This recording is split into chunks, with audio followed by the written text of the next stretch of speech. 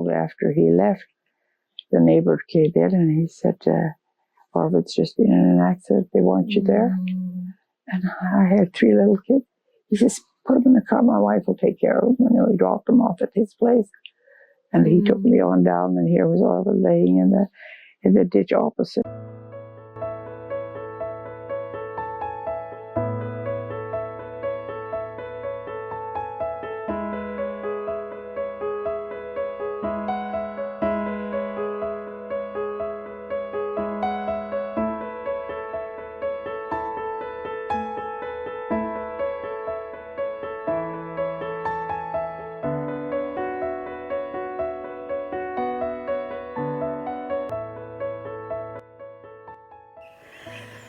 It's hard to lose someone. In today's video, I sit down with my mom and talk to her about the loss of her first husband. Losing someone and death is a natural part of life.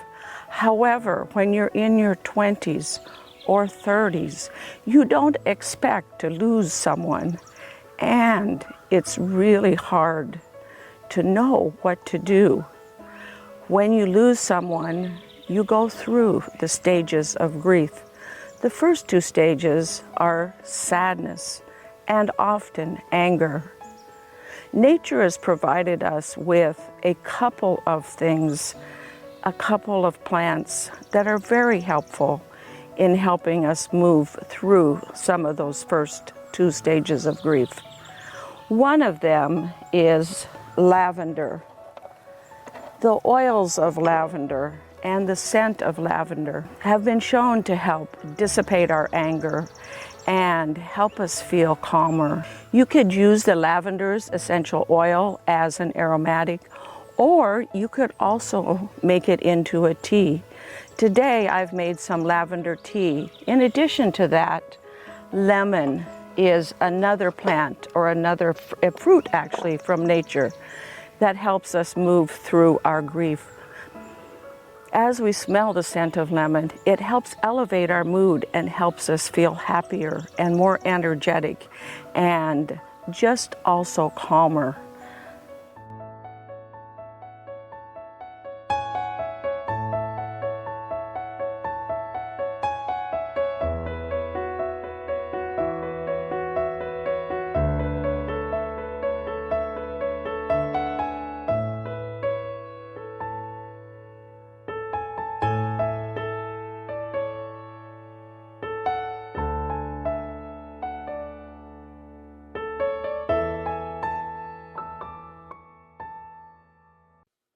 That morning that he was killed, he came in, he brought in the turkey. We were going to have Christmas dinner for the Treebosser side. Yep. And we would have 2 meals when we had Christmas dinner, because one was for all the Langs and one was for all the Treebossers. Okay. Because, we didn't have a table big enough for the whole bunch. The whole So that's the way we did it. Right. And so you always hosted Christmas dinner, though? Well, no. Oh, okay. But this happened to be my turn. Oh, it was your turn. So it got rotated. Yeah. Yeah. So that year was your turn. Yeah. So we had, invited people. But when he brought that turkey in, that red, bloody head, it never bothered me like it did that day. That day it just really bothered kind of a premonition, I guess, but I didn't know that. Right. And he brought it in, and he said, "Oh, there goes Leon, the fellow that he had married a College Place girl, so he had been down here often, and he knew what College Place was like." And he said, "Well, if..." So he saw him go by on the road. He saw him just going past our gateway. And he said, "I was going to ask him a few more questions." And he dashed out of the house, got in the car, and as he went out of the gate, he went like, oh boy. He was going to catch him. Going to catch him. He was trying to catch him. Yeah. He went out the driveway. And it was 3 miles to the Trans-Canada Highway. And it was kind of a blind corner. It was uphill, and there was a trees and a house sitting on there. So it was kind of a blind corner. So he pulled out enough and I imagine, saw this big truck coming at the bottom of the hill. But being it was a 4-lane highway, he figured that, he had plenty of time. He had plenty of time to get out of the side lane. Yeah. And that's what he did. But the guy didn't move over. Oh, Just the trucker was in his lane and didn't move over. He didn't move over. But he was, they said he was going close to 100 with that. Because it was an uphill grade. Uphill grade, he probably wasn't, but he was going fast. He was going awful fast. Yeah. And he didn't move out. So when, wasn't too long after he left, the neighbor came in and he said, Orvid's just been in an accident. They want you there. And I had 3 little kids.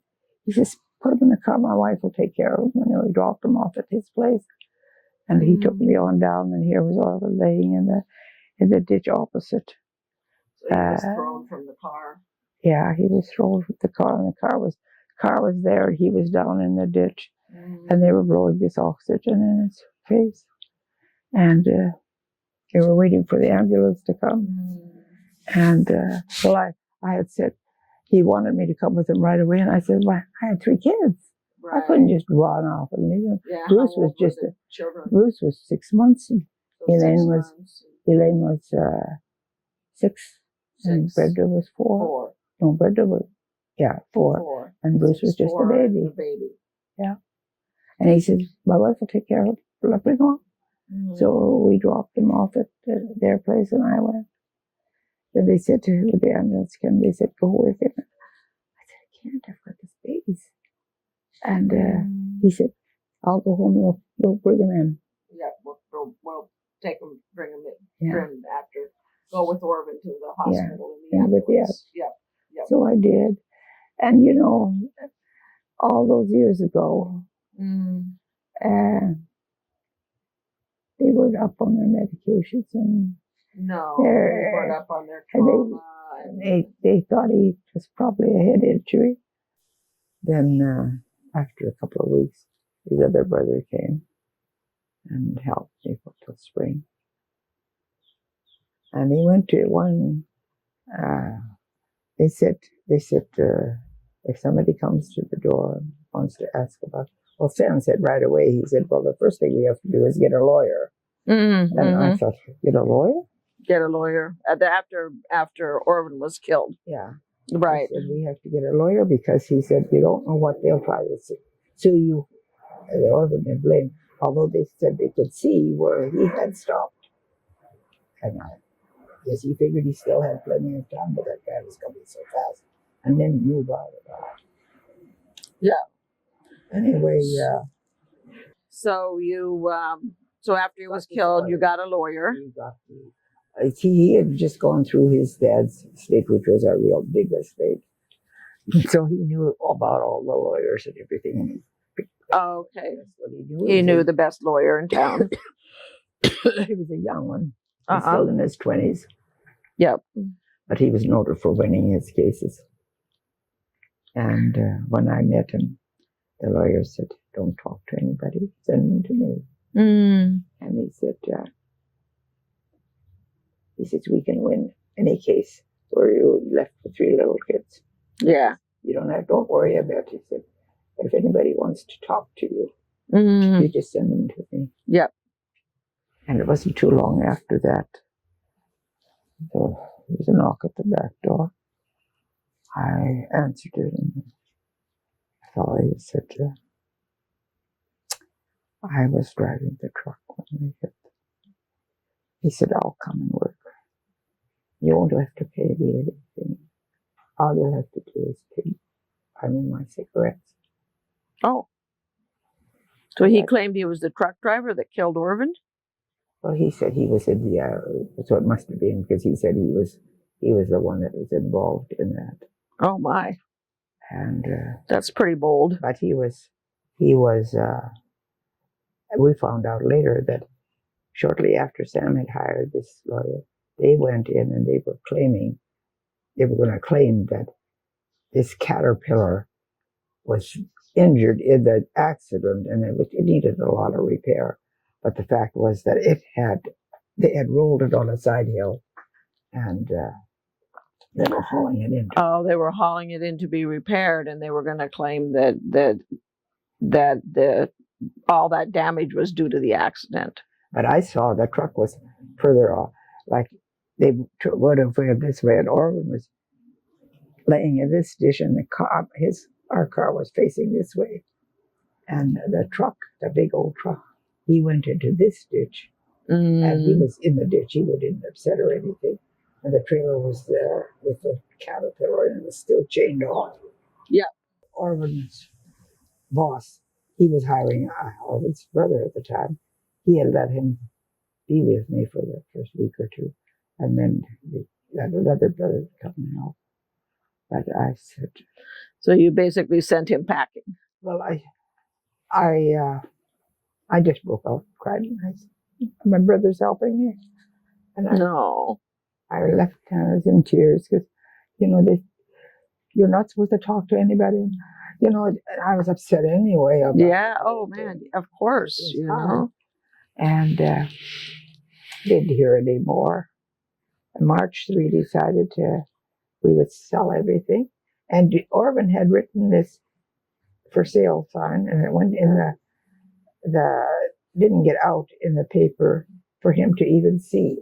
Okay, but so somebody that had read it bought the place.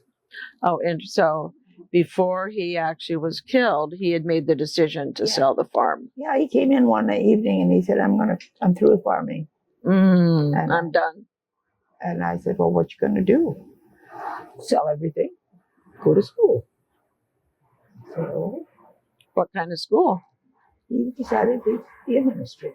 Oh, okay. Take theology. How was that with you? Well, I kind of dragged my foot. I didn't think I was a minister's, what made her to be a minister's wife. And besides, I had 3 kids.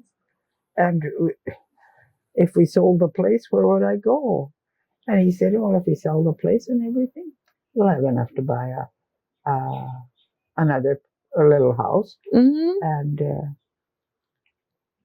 he says, I think there would be enough for me to finish school and to buy a little place where and you can stay and take care of the kids. I'll go to school. Yeah. So he wrote this out and put it in the mail. So he had made up his mind, and he sent the for sale sign in. How many days before he was killed did he send it in? Probably less than a week. Wow. But somebody that read that bought it.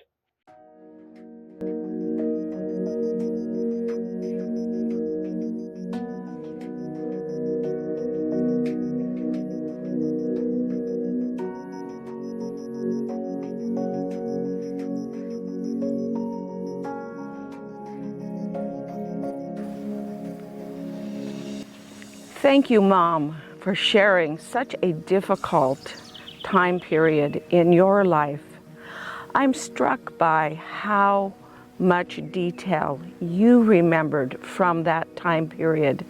And what I realize is that things that are emotionally impactful in our life are encoded in our memory in a little different way that allows us to remember them in great detail. However, we don't want to always remember everything that happens to us in that much detail. But on the other hand, we also want to, throughout our life, continue to have a healthy memory and be able to recall all of the times that and all of the things, our experiences throughout our life, whether we live to be 60, 70, 90, or 101 like my mom. When you go to my website, you will see my 6 pillars at growwithdrjonette.com for how you can maintain a healthy mind and retain your memories throughout your life. Thank you for watching, clicking that like button, as well as subscribing. And thank you also for exploring my 6 pillars for health and longevity. We'll see you next time on the Dr. Jonette channel.